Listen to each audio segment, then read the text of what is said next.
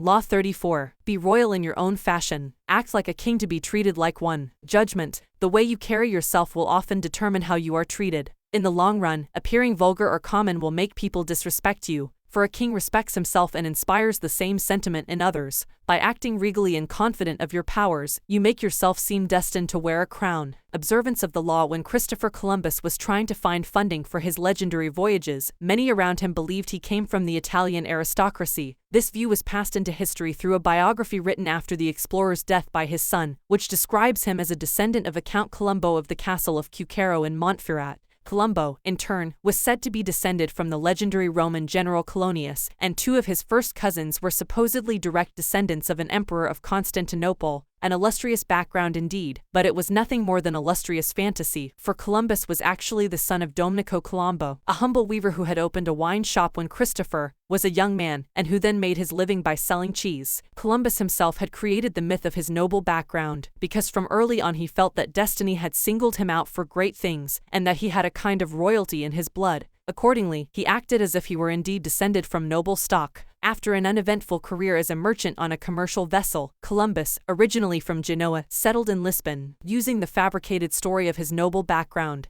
he married into an established Lisbon family that had excellent connections with Portuguese royalty. Through his in-laws, Columbus finagled a meeting with the King of Portugal, João II, whom he petitioned to finance a westward voyage aimed at discovering a shorter route to Asia. In return for announcing that any discoveries he achieved would be made in the king's name, Columbus wanted a series of rights: the title, Grand Admiral of the Ocean Sea, the office of Viceroy over any lands he found, and 10% of the future commerce with such lands. All of these were to be hereditary and for all time. Columbus made these demands even though he had previously been a mere merchant. He knew almost nothing about navigation. He could not work a quadrant, and he had never led a group of men. In short, he had absolutely no qualifications for the journey he proposed. Furthermore, his petition included no details as to how he would accomplish his plans, just vague promises. When Columbus finished his pitch, João II smiled. He politely declined the offer, but left the door open for the future. Here Columbus must have noticed something he would never forget. Even as the king turned down the sailors' demands, he treated them as legitimate.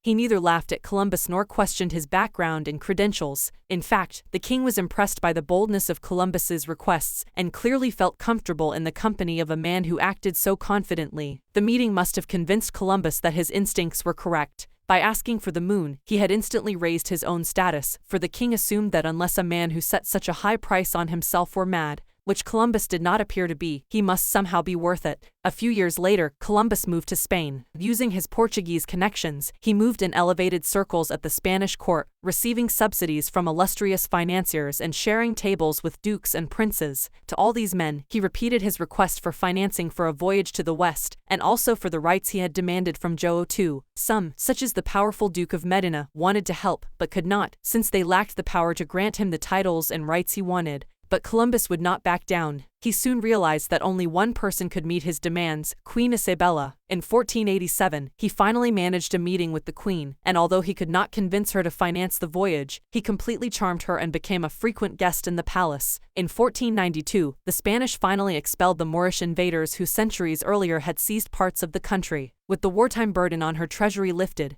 Isabella felt she could finally respond to the demands of her explorer friend, and she decided to pay for 3 ships, equipment, the salaries of the crews, and a modest stipend for Columbus. More important, she had a contract drawn up that granted Columbus the titles and rights on which he had insisted. The only one she denied, and only in the contract's fine print, was the 10% of all revenues from any lands discovered. An absurd demand, since he wanted no time limit on it. Had the clause been left in, it would eventually have made Columbus and his heirs the wealthiest family on the planet. Columbus never read the fine print. Satisfied that his demands had been met, Columbus set sail that same year in search of the passage to Asia. Before he left, he was careful to hire the best navigator he could find to help get him there. The mission failed to find such a passage. Yet, when Columbus petitioned the queen to finance an even more ambitious voyage the following year, she agreed. By then, she had come to see Columbus as destined for great things. Interpretation. Columbus had an amazing power to charm the nobility, and it all came from the way he carried himself. He projected a sense of confidence that was completely out of proportion to his means, nor was his confidence the aggressive, ugly self-promotion of an upstart. It was a quiet and calm self-assurance. In fact, it was the same confidence usually shown by the nobility themselves. The powerful and the old-style aristocrats felt no need to prove or assert themselves being noble. They knew they always deserved more and asked for it. With Columbus, then they felt an instant affinity, for he carried himself just the way they did, elevated above the crowd, destined for greatness. Understand, it is within your power to set your own price. How you carry yourself reflects what you think of yourself. If you ask for little, shuffle your feet and lower your head, people will assume this reflects your character. But this behavior is not you. It is only how you have chosen to present yourself to other people. You can just as easily present the Columbus front, buoyancy, confidence, and the feeling that you were born to wear a crown, keys to power. As children, we start our lives with great exuberance, expecting and demanding everything from the world. This generally carries over into our first forays into society as we begin our careers. But, as we grow older, the rebuffs and failures we experience set up boundaries that only get firmer with time. Coming to expect less from the world, we accept limitations that are really self-imposed. We start to bow and scrape and apologize for even the simplest of requests. The solution to such a shrinking of horizons is to deliberately force ourselves in the opposite direction, to downplay the failures and ignore the limitations, to make ourselves demand and expect as much as the child.